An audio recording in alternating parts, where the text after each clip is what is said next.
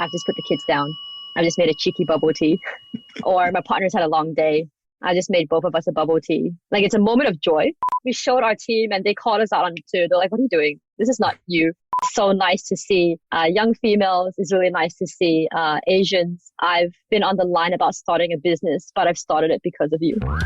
Welcome to Add to Cart, Australia's leading e-commerce podcast that express delivers all you need to know in the fast-moving world of online retail. Every week, Nathan Bush from eSuite and an e-commerce industry expert will share the news, research and insights that you need to know to keep you at the top of your game. And of course, keep your customers adding to cart.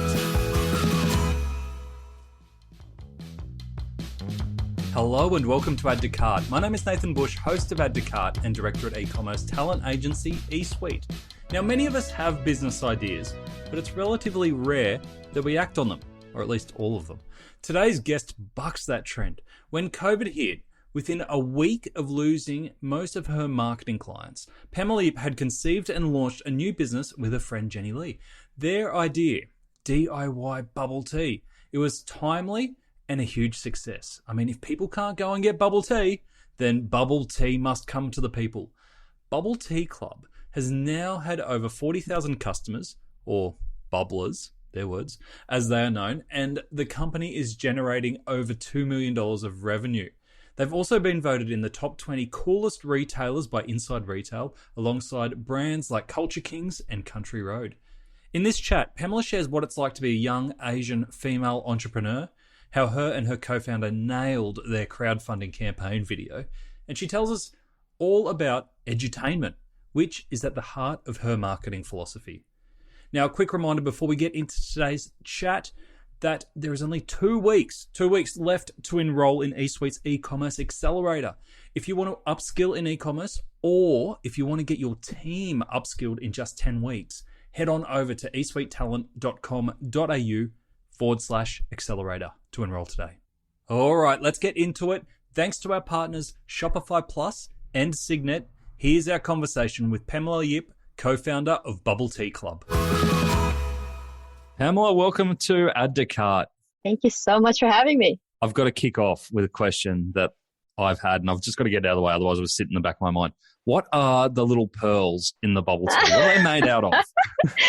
Okay, so they're actually tapioca, and they're made from starch, but they're kind of like mochi, where they're a bit chewy. It's a very nice texture. Yeah. But what you have to do, and the tip to it, is adding brown sugar, which is what you do at the bubble tea shops, and it gives it flavor. Okay. So that's it. Yeah, that's tapioca. Otherwise, there's like popping pearls. Some people call it bursting boba. It's just biting into a burst of flavor. There's actually a lot of toppings available. Yeah, I love them. They're so good. All right. So I just had to get that out of my head because otherwise it'd sit there for a long time. Now we'll get into it. Yeah. So you are the founder of Bubble Tea Club. Yes. I believe it's a COVID baby. That's right. Tell us how it came about. It's actually pretty crazy. It happened in the peak of COVID. So April 2020, we're actually coming up to our 2nd year anniversary. And during that time, at the core of it, we were, me and my business partners, we run businesses. It was COVID. I lost a lot of my income overnight. Jenny, who's an optometrist, was stood down. So we were actually starting new businesses almost every week. Like one of the first ones we started was called We're Open Now. I work in hospitality and digital marketing. At that time, the keyword was pivot.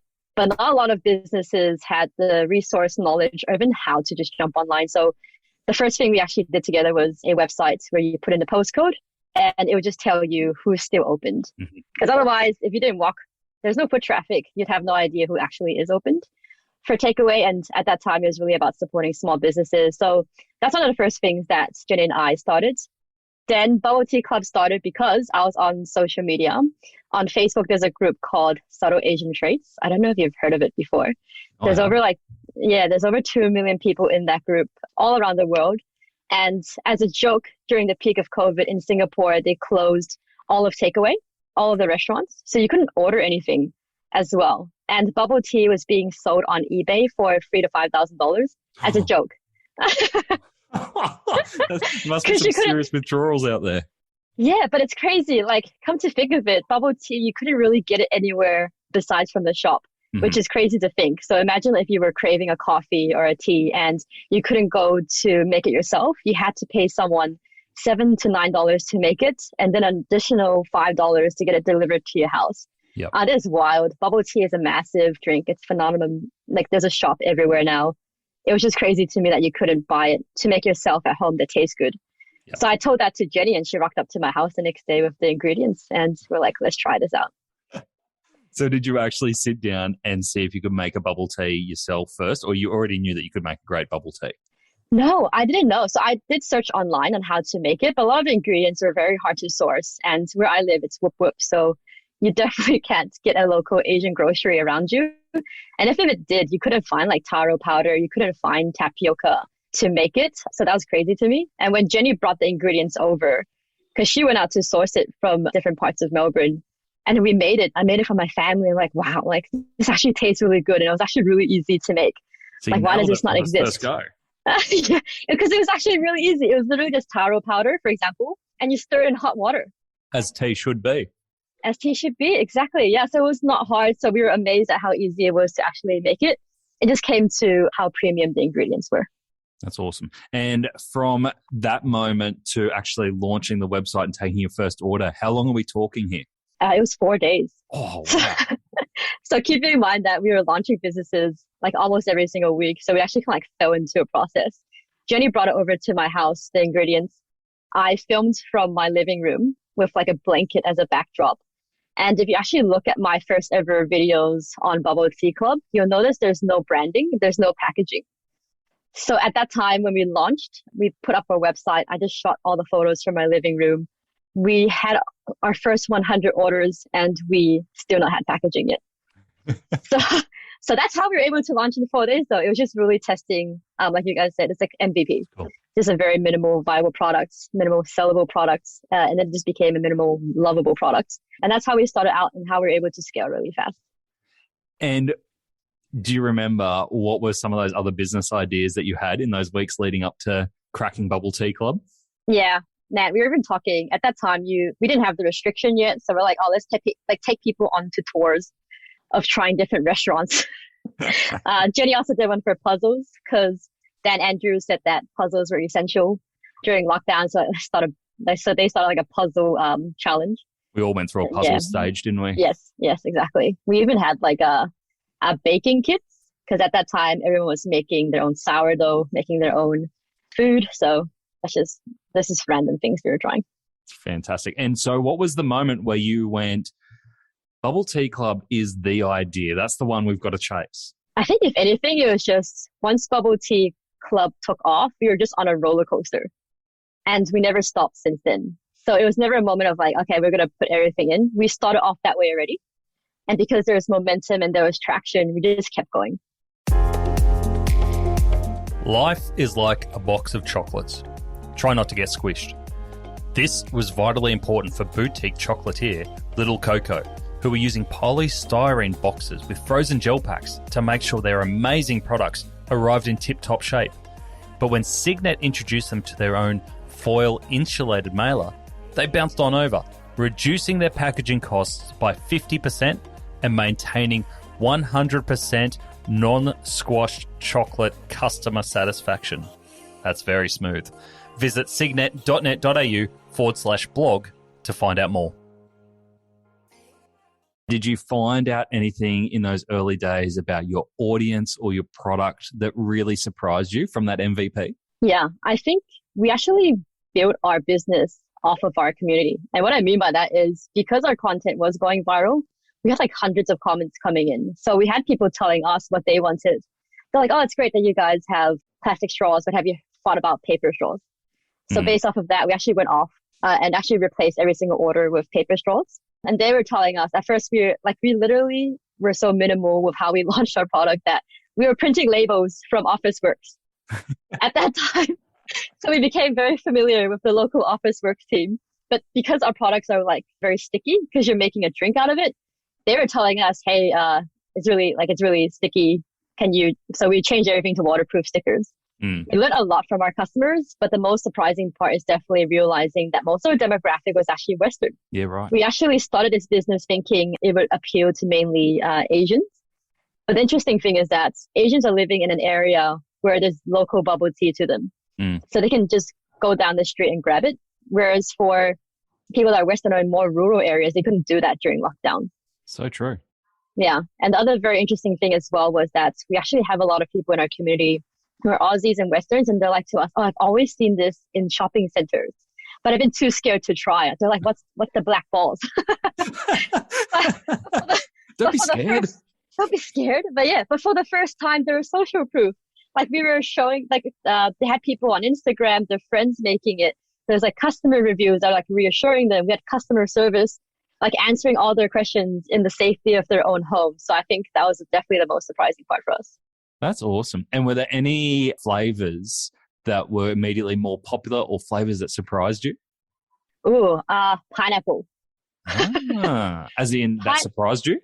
That would surprise me because also when we first launched it, the way we approached it was just like we wanted to offer the top selling bubble tea flavors that are currently available. And pineapple doesn't actually sit up there. Like if you go to Gongcha or any of the large like cha times and stuff. And it surprised us because it was not a very common flavor. But looking back at it now, it shouldn't have been a surprise because like I said, most of our customers were Aussies and pineapple is a tropical flavor. It made sense. It's a very familiar flavor. Yeah. Because we're a bit weird. Australians are a bit weird in that we like pineapple on pizza as well. Oh, I love pineapple on pizza. I think if anything, we thought we were weird as Asians. So, and if anything, we were like, oh yeah, yuzu, matcha, like they're really popular flavors. Yeah. And we're like, oh, pineapple is a normal flavor. It was just us being weird. That's great. That's great. And so take us to where you're at today. I read that you've got over 40,000 customers and generating over $2 million in revenue. Yeah. What are some of the milestones you're most proud of so far? Yeah, I think the crazy part is like when we mentioned before that we're in a roller coaster is that you're so busy like reacting to the moment and like looking ahead that we've hardly like turned back on the roller coaster and we're like, oh yeah, we just like totally went up something really high and like dropped really low. It's until like moments like this where people like ask us like, what are you most proud of? And I think for us as a business, community is really big and we honestly are very passionate about seeing how other people have benefited from us starting bubble tea. So we've had moments in the community and like our Facebook group where someone like lost their job and they posted in a group like, hey, like I really love supporting you guys, but currently on a halt, not buying any bubble tea because I've lost my job. And in that comment section, our community flooded with comments saying, hey, what's your address? I'd love to send you some. Oh, it was like insane to us. And they'd be like, hey, I've tried this flavor. Wasn't really my thing, but if you're keen, I'd love to send you our flavor. So that was really amazing to us. And is that a private Facebook group that you've got going on? Yeah. So we invite, like, it's just part of the email flow. Once they purchase from us, we welcome them to like the community and we call them bubblers. Nice. And they actually gave themselves that name, which is crazy to me. It's just crazy to me. So I think moments like that, we've also had moments through our, like obviously virtual crowdfunding when we did equity crowdfunding and we broke the record for the most amount of interest expressed into, at that time. And we also had a lot of people that are really young and like Asians reach out to us and say like, hey, we were like on Herald Sun, we were on a current affair and they're just reaching out and they were saying like, hey, thank you so much for representing us. It's so nice to see young females. It's really nice to see Asians. I've been on the line about starting a business, but I've started it because of you. Oh. I think those are really massive moments for us and it makes us like super rewarding. That's amazing. Yeah. And I'd love to come back to that before we move on. The breaking the record on your crowdfunding.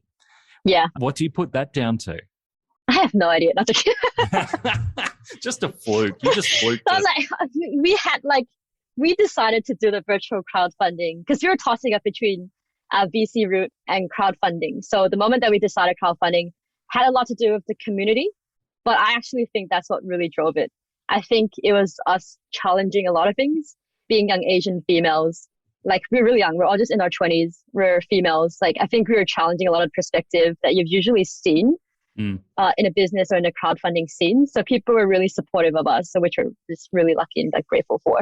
They loved our business model. They loved our perception and they loved that we were different. And I think they supported us on those 3 different areas. Yeah, your crowdfunding video is amazing. I've watched it a couple of times now, even though it's closed.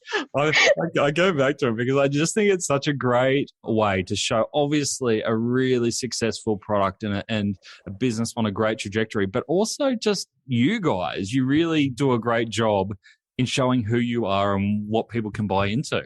Yeah, which is like insane at that time because when I was doing the scripting for that pitch video, my team and I just did this. I'm really lucky for my team. We actually there's a scene in the backdrop where there's a stack of like our bubble tea, like shipping boxes and our packaging.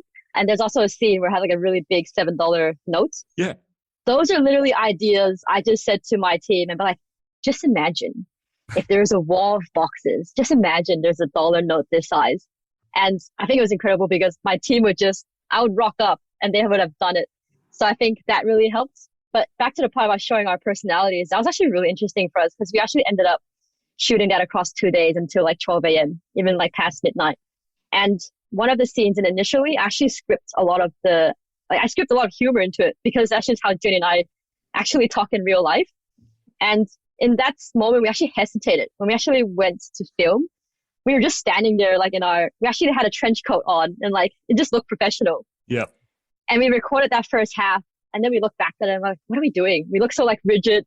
It's not us. Mm-hmm. Mm-hmm. And we showed our team and they called us out on it too. They're like, what are you doing? This is not you. So like, okay. I was like, yeah, you're right. Let's go back to our original script. Let's go to Jenny's apartment and just be ourselves. And I think that was really important to us. I'm really glad that we made that decision. That's such a great lesson because I've done it as well here at eSuite with the training program that we were doing. And I got professional like videographers in and I had suit on and I was doing like the face to camera and I was so serious, like reading like a news presenter. And then I watched it back and I was like, oh, you're an idiot. You're not like that. Yeah. And then I recorded one like in my home office where I was like, just, had like rough talking points, but I just record heaps of stuff and just whatever came to the top of my head on those points. And once you edit it all together, you get such a better view on who you are and what you're trying to do, right? Yeah, because you just get the message across emotionally a lot better because it's who you are. Yeah. And I've always just found that really interesting, like the idea that you have to have a professional side to you. And the media is also portrayed what successful businesses look like. And you have to be serious to be taken seriously. So again, it's just back to like challenging a lot of that stuff as well. Do you think because you are willing to show your true personalities come through, that was the secret to some of the PR that you got in those early days? You mentioned that a current affair and some other really high profile. Do you think by doing that, and we had the guys from the Lad Collective on a couple of weeks ago as well, and very similar, like very authentic, very true to themselves, don't change for anyone. Great PR. Is that a similar story for you? Yeah, I think if anything, like I know that when we were talking to our PR, like to the people that are interviewing us, they thought they were very different, which is really, they're just like, it's very refreshing. Yeah. Like we were cracking jokes with our like Harold Sun photographer. And they're like, oh man, like I've done so many photo shoots before. This is one of the highlights for us. I was like, that's so reassuring that being ourselves is. So if anything, is like we've also had like a lot of reassurance from people just being ourselves. We just had so much more fun. We just really wanted to enjoy the process, not for ourselves, but for everyone else that's around us too. So if anything, we've never like purposely done it. We've just tried to be ourselves and just have fun in the process. How did you guys meet? Oh, we actually met ages ago. I met her through her Jenny's partner, now husband. I actually met him because I started Instagram for my dog, and I also have an Instagram called Munching Melbourne, which is just like Melbourne foodies. And Justin is a food entrepreneur like crazy. He had Poke'd, and he invited us to his store. He also opened Scroll as well, Scroll Ice Cream in Chatston. Look at you! You got all bases covered, all good food bases. We love food. We love food. We love community. I could eat all day. But yeah, I actually met him through there. He invited us to one of his stores. Jenny was actually just there at that time. So I never really like directly spoke to her, but it was definitely through COVID that we got a lot closer. Like I was like when she walked down the aisle, I was controlling the music. It was very stressful.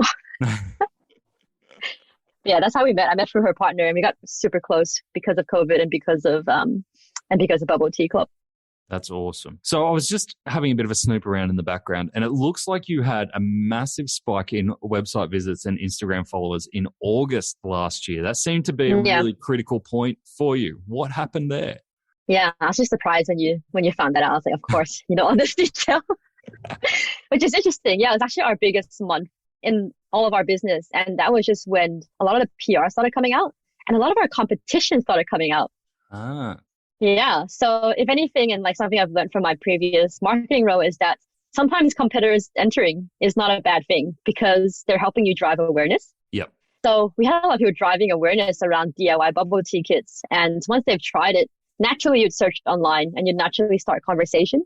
You'd be like, hey, I've just tried this kit from Woolies. And then someone else would then say, yep, I've tried Bubble Tea Club before. Have you tried it? And so the big focus for us was always around flavor. I think a lot of concerns, like even when we were doing virtual and like VC crowdfunding, they're like, how do you know you're not just a lockdown product? Like we actually had our biggest month coming out of lockdown. But for us, there was always a gap to fill in terms of authenticity of flavor. Yeah. So we always told ourselves that let's reverse it. Like say if we opened a physical store next to the competition, who would our customers choose? So taking away the DIY kit element. And we're like, we need to compete on experience and flavor. So the brand experience has always been very important to us. Flavor we've never compromised on. So during the time of August, having PR around us and having competitors entered actually drove a lot of awareness to Bubble Tea Club. And people would end up, like we were actually really surprised about that because we definitely were like monitoring, just making sure like how the market shares, like how we're positioned at that time. Like some of the competitors' videos were going viral on TikTok and our community would post on the comment section and be like, nah, Bubble Tea Club is the way to go. Send in the gang. Send in the gang. But then we're super lucky. We've even had competitors like go into our Facebook community and like direct message hundreds of our customers being like, we'll offer you 50% off. And our Facebook community, her name's Diddy. She's a bubbler. She's a customer. She direct messaging me right away and goes like, are you available to jump on the phone? I need to talk to you right now. I was like, oh, what did I do wrong? But she's never called me before because I've never met her before. She was a customer. She's been with us since like day dot. And we made her like a moderator. She called me and showed me screenshots of our competitors messaging our customers, offering 50% off to try their products. And it was insane to me that our community then posted into our Facebook community and be like, that's just not moral, it's unethical, would never betray Bubble Tea Club. So I think if anything, back to your question of like what happened in August was we had a lot of competitors enter into the space, but thanks to our community and like thanks to our brand positioning, we actually drove a lot of awareness back to Bubble Tea Club and encouraged people to try us as well. So that was really interesting. That's awesome. And you've obviously got such a strong community, strong advocates for Bubble Tea Club, but you're also a product that's meant to be consumed in the home. Yeah. Do you have any plans or strategies around how to connect people in the real or physical world? Yeah. We actually were talking about that because part of our purpose, there's two angles to our purpose, which we're still trying to refine. Like one of them is closing the gap of like Asian representation in the Western culture while having fun. Yeah. And the other thing we notice as well is that when people make a bubble tea and when they've been posting it online and telling us about it, it's a moment where it makes them happy because they're treating themselves. Like we'd have moms say, I've just put the kids down. I've just made a cheeky bubble tea. Or my partner's had a long day. I just made both of us a bubble tea. Like it's a moment of joy. Yeah, that sounds amazing. Yeah. And we're like, okay, we really want to focus on this. And so if we were to go into a retail space, we would want to partner with people that share that same purpose. So we actually are in the chat to speaking to a retailer to discuss this, but I can't disclose too much. Top secret. Yeah. No exclusives here. Yeah. So tell us, we've touched on it a few times, and I think I'd love to get your experiences being a young Asian woman as an entrepreneur in Australia. Yeah. What are some of the experiences that you've come up against, the biases? What are we trying to overcome here? I actually remember when I first started in marketing, I won't say where, but I've always heard on TV that there was like racism, and I've never experienced it. Like I grew up in Australia. I lived in America. In school, I've never experienced it. It was fine. There was a moment where I was an intern at a marketing agency, and it was a cultural shock for me in the sense that I grew up in an Asian household. So marketing has a lot to do with culture. In the sense of like relevance, depending on what your product is as well. You really just got to understand cultural moments and significance that happens throughout the year so that you can market to them, etc. So that's a major cultural shock to me. I think if anything, I've had to really understand how I can market Bubble Tea Club, for example, which is very Asian, into a Western society. But also in digital marketing, I worked naturally a lot of Asian businesses too. And a lot of challenges they always face is that like they're massive in Asia. There's one like Sobing. So they're like Australia's first chain, but in Korea, they're the number one Sobing or like shaved ice dessert. The challenge for them coming into Western cultures usually is that they have a really hard time integrating with the Australian culture. So you find that they have massive lines. They're super popular. But one of their challenges, like saying to us, like, how can I like introduce this to like the Australian customer base? Because at the end of the day, it's just shaved ice. There's nothing really that like unique or different, but there's always been a challenge. And if you do introduce Asian flavors from like Asian countries into Western society, usually it's a compromise. In the sense of you try to make it very fusion. And so the last 10 years for me has always just figuring out what's the best way to navigate that. How can you best market the Asian aspect, but 100% acknowledging how, like what does it appeal to like Australians and Aussies? Like how can you make it fun for them to try this new thing without feeling like it's too freaky? What about you personally? So if you take product out of it, and then whether that be as your time as a marketing intern or yourself now as an entrepreneur dealing with suppliers, partners, all that sort of stuff, do you feel that you get treated differently or people come with assumptions that you have to overcome that others might not? Yeah, I think the first one was overcoming myself because in Asian culture, for example, we sit at a table and anyone that's older, like our aunties and uncles, we never speak up to or like we never challenge what they say. And especially when you're like an Asian female, like there's still a lot of tradition around like you should be quiet, you should be a lot more feminine, you shouldn't be assertive. It comes across as like very dominant. So in some ways, I actually had to overcome that myself first. Because then I realized that, because in Western culture, you guys don't have that perception against us in the sense that I'm older than you, so you shouldn't challenge what I'm saying. It actually doesn't like exist in your mindset. It's very much my own mindset. And this is what I challenge on my team as well, is that if you're confident about what you're saying, it's just being a lot more vocal about it. So that was one thing I had to overcome. But yes, 100% because I also don't look like my age. People don't take me very seriously. Must be all that bubble tea you drink. Yeah, it has a youth elixir. No, so I've had people like in meetings, they're like, oh, have you finished uni yet? Are you still in high school? And that just comes with like, because I look a lot younger than my age. So I've had to really learn to build confidence. I've also had scenarios, like, this is very interesting. I've also had scenarios where older men, like my business partner for my digital marketing agency is a male. And in those meetings, they would just talk to my business partner, even though I was the one that was running the client and running the ideas. So I actually had to learn to be a lot more assertive, a lot more confident in what I'm saying. But it was very hard for me because I didn't like the idea of coming across as, what's the word? It's not assertive, but aggressive. I had to learn the difference between the two, that I was being assertive, not aggressive, and that my contribution to this conversation is going to benefit everyone. So yeah, it's a whole ball game. I'm still learning it. I challenge a lot of my team to do that as well because I've been in their shoes. In your bio, you've said that your purpose is to close the gap between Asian representation in Western societies through edutainment. What do you mean by that? Yeah, okay. So I usually find that, I think I'll use like being vegetarian or vegan as an example. Like usually when you hear that someone's vegan or like vegetarian and they talk about it very proud, it can come off across like too pushy. For me, it's like, how do you find the balance then of me sharing about my culture without putting any other culture down? Because that's nothing to do with that. And how can I share about my culture, but make it fun? Which is like you said in our pitch video, we're still trying to convey information and try to get a point across. But we were just thinking, how can we do it in a very lighthearted way that's entertaining for everyone else? So it just gets absorbed a lot more easier.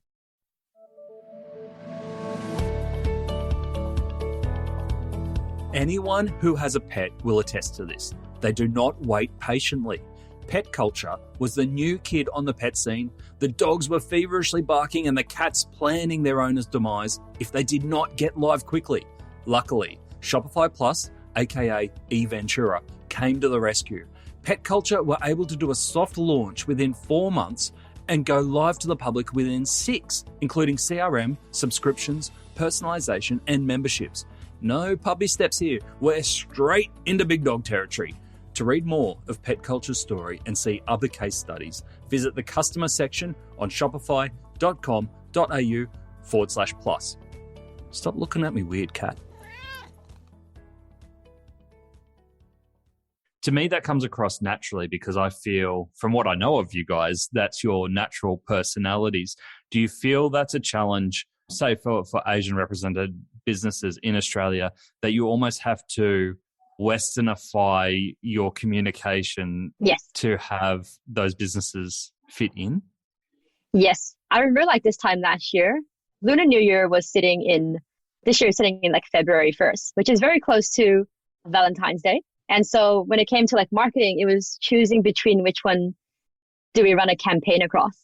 And we were like to ourselves, like, because most of our audience is like Western, is like, is it too much to be running a full on like Lunar New Year campaign? As in like we put red pockets into every single order. We created a messenger chatbot digitally where if you clicked into the messenger, it would open up a random red pocket for you. Mm-hmm. So we just made it fun. So for us, it was like, we want to do this. We want to hero it because it is fun. Like for me, like I see culture as something not like more so towards like the religion, but more so it's just something fun to celebrate. Like there's line dancing. There's a lot of like that element to it. And Red Pocket is the part where you receive money every year. So like can't complain. But there's a part of culture to celebrate. It's a pretty good part. Yes, receiving money. No, but it's crazy because we made the decision to do that and we made it fun. Our customers loved it. They were taking pictures of it and they're sharing like on our Facebook group what they want for the red pocket. And like during the chatbot, we would do things like, FYI, it's the year of the cow. It's the year of the tiger.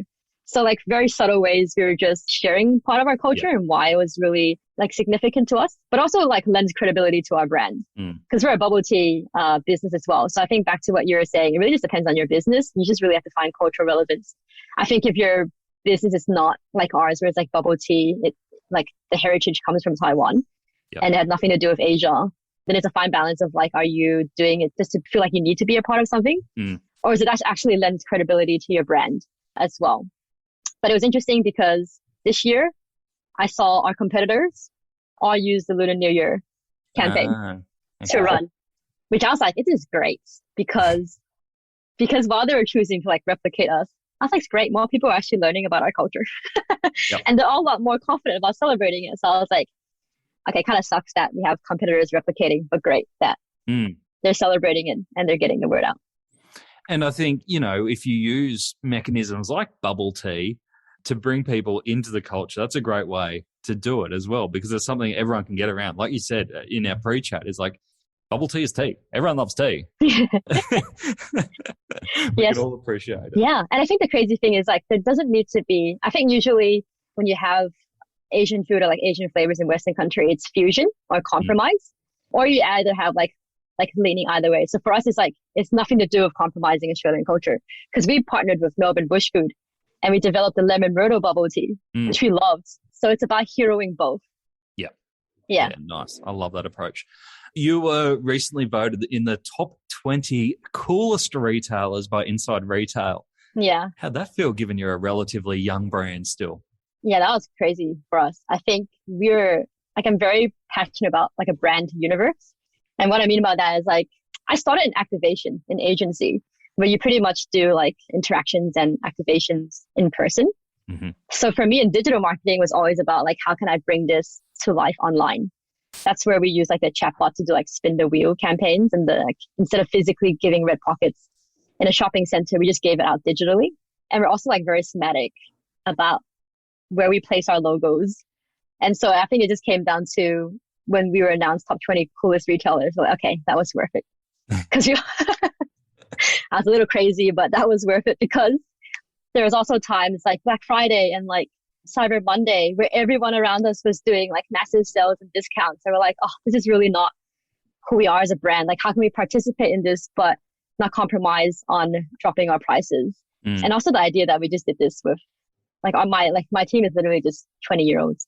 So we literally built this brand from very like passionate branding. Yeah. Like her name's Amy. She's so into the details of brands. she helped bring it to life. There's like Rachel where she executes and she looks after every single piece of branding that goes out to someone. So I think when we were announced that, we were just like, okay, that was very worth it. It's just really rewarding. Yeah. To be alongside like Culture Kings, like Country Road, just imagining the type of teams and people they have in their marketing department running. Yeah. Super rewarding for us. Oh, and I think it's so well deserved because you look at what you guys stand for and the role models you guys and the strong community and customer feedback you've got. It's all creating this beautiful ecosystem of a brand that actually means so much to so many. Yeah, that's really rewarding. It's awesome. On the branding side of it, did you have this vision of what the brand would be from the start, or you've had to evolve and change it over time? No, so that's actually a really interesting topic because I think traditionally you think that people usually start a brand pack first, but we didn't. Like I mentioned before, when we launched the business, we had no name for the business when I was filming and we had no packaging. As I was like pulling it together, Bubble Tea Club came from, we wanted to build a community. So Tim, one of our other co-founders, actually came up with the name. And so for me, it was for Bubble Tea, I more so thought about it in terms of how can I evolve the brand and what people know of Bubble Tea in our logo and in our branding, because Bubble Tea has actually been around for like 40 years. Like I knew about it from my parents. And the Bubble Tea brands there, like very traditionally show logos of like the actual Bubble Tea cup. Like their brand is called Happy Cup. So for me, it was how could I develop a brand that suits today's time and suits social media? In terms of like then pulling in the colors, we did a lot of A/B testing on our social media and in our Facebook ads. So we ran creatives that had yellow background versus taro. And we were starting to build our brand deck off of what converts online. So it's a very different approach I find to traditional. Like our brand is still evolving now. Yeah, that's amazing to build a brand kit or style guide based on A/B tests of what's already in market. Yeah. I love your agency background, and obviously you've got great experience there. And it's not uncommon to find agency folk who are throwing around a bunch of ideas, but because they've never been in retail or even actually done their own thing as an entrepreneur before, are going, I just don't know how to, like, they can launch it, they can get a website up, they can get a basic product, they don't know how to go to the next level. What advice would you have for people coming from an agency background on some of the skills that they may have to close to be able to turn an idea into a successful business? Yeah, I mean, if anything, agency is really powerful because you work with a lot of, not necessarily third parties, even within the agency itself, you might have like developers. So like when you're talking about the website, there's someone within the agency that you usually brief that helps you bring the website to life. So it's even just connecting with that person and asking them like, hey, any recommendations for starting your own website is one way to go about it. I would say the only thing that's probably missing in agency is the operations supply chain aspect of it. In that sense, I would say that working in client side really helps because when you're developing marketing campaigns, you have to run it by operations. Yeah. And I learned a lot of that through my 7-Eleven graduate program. Like what I really enjoyed about that was it made you go through 4 rotations. That was not just marketing. So they took me through, I had to run stores for 6 months and learn how to start a franchise. I got franchise training. And it was super interesting to see how marketing was executed in stores. Like there are so many elements I did not think of when you're just developing the campaign from a head office. I would suggest for agency side, there's a lot of, like when it comes to marketing, creatives, anything digital, you probably have a lot of resources internally in your agency. So just connecting with them is really helpful. But then actually speaking to people that run business in terms of the operation side, supply chain, finance is probably what you want to see in agency. And if you're trying to start a business, I think they're so important. Yeah, I 100% agree. Yeah. You would start a business for like what you're strong at. So like in my case, I started a business in marketing. But what I've realized over time is that marketing makes up probably 20% of my time. The rest of the 80% was figuring out the finance. So like HR, managing a team. I didn't sign up for this. I didn't sign up for this. I was like, I quit my 9 to 5. And then now I'm working 24/7. You see that meme? I'm like... But it's so true. It's like, I think as a marketer, sometimes we look at it as a really straight funnel, but really what we're doing has such a 360 effect on, you know, what we're doing in marketing has an impact on profit, has an impact on supply chain, has an impact on customer service. We've got to make sure all that's working together. Yeah. All right, we have to let you go. Final question? What's your favorite flavor? We talked about pineapple as a weird flavor that's come out of the woodwork. What's your favorite? What's your go-to? My favorite always changes depending on what we're trialing because we do a lot of R&D. Like our food tech was coming up with like rose flavored milk tea. Oh, that's amazing. Or even like a milk tea with a green tea base because traditionally it's just made with a black tea base. Like honestly, it just keeps changing. The most recent one I've tried was brown sugar in a green milk tea base. I hope that processes. It does. This is a weird combination. The flavor. Yeah, there's like thousands of combinations, so it just changes all the time for me. Lovely. All right, we mentioned the potential physical retail partnership coming up. Is there anything else coming up for Bubble Tea Club that you're really excited about? Ooh, we're actually learning to focus this year. Is that code for you've hit exhaustion? Yeah, no, it was just, we were doing so many things and we've been very fortunate by having like a raise and we also got like the Boosting Female Founder Grant. But for us, it's learning to focus and really go back to the core of our business and what our purpose is and how can we now amplify what we know best. We're also restructuring who we bring onto the team as well. So that's a big part of our business right now is actually just planning for the next 3 years. Yeah. So the retail was in the woodworks. We're doing a lot of testing. There are new products that are coming out. There are collaborations in the line as well. Also chatting to ambassadors to represent us too. But yeah, going into the States is a big one, Canada and UK. So all of that is in the works. Just little countries, little moves. This is how we need to focus. I was like, let's focus on actually like propelling those. So good. Pamela, if people have heard this and they want to know more about Bubble Tea Club or get in touch with yourself, what's the best way to do that? So if you want to get in touch with me, just like hit me up on LinkedIn and then put in like the notes section that you're from Add to Cart. Nathan sent you here. So I can find you. Yes. Yeah, so I can see you guys like right away. I love chatting about eComm. I love chatting about branding and I love helping as well. So reach out in that case. If it's for bubble tea, we actually made a promo code for the Add to Cart as well. So it's just add DBT to cart as the promo code. Awesome. Thank you. Giving the free, even reach out there. Like hit us up on social media, anywhere. I'm across all of them. I have notifications on for all of our touch points. So reach out anywhere you like. We're on all of the social medias. That's fantastic. We'll put that promo code into the show notes as well so people can access it. Pamela, thank you so much for joining us on Add to Cart. We love the story so far and no doubt bigger things to come. Thank you so much for your time. How cool was that? I especially loved hearing from Pamela, her perspective as a young Asian female entrepreneur, obviously a world that I haven't been from. So it's always great to get another person's perspective, especially how they've come into e-commerce in Australia. Okay, 3 things that I got out of that conversation. Number 1, be yourself. It's a theme that's come through from a few of our guests recently. Authenticity is way more powerful than ticking a corporate checklist. Have fun. It's a myth, I think, that you need to be taken seriously in everything that you do these days. Even the most serious activities, such as capital raising, they can be more successful if you ditch the corporate BS and be yourself. Plus, you'll attract people that like you, that you're actually going to like. Number 2, piggybacking on competitors. I love when Pamela said, sometimes competitors entering the market is not a bad thing because they're helping you drive awareness. So while it is natural to see competitors as a threat, they can often help you create a market if used right. So instead of discrediting them, sometimes you can actually build on their message. Number 3, the anti-target target audience. Pamela and her team knew that bubble tea was huge for the Asian community, but what they didn't expect is that they would make bubble tea accessible for an Anglo audience.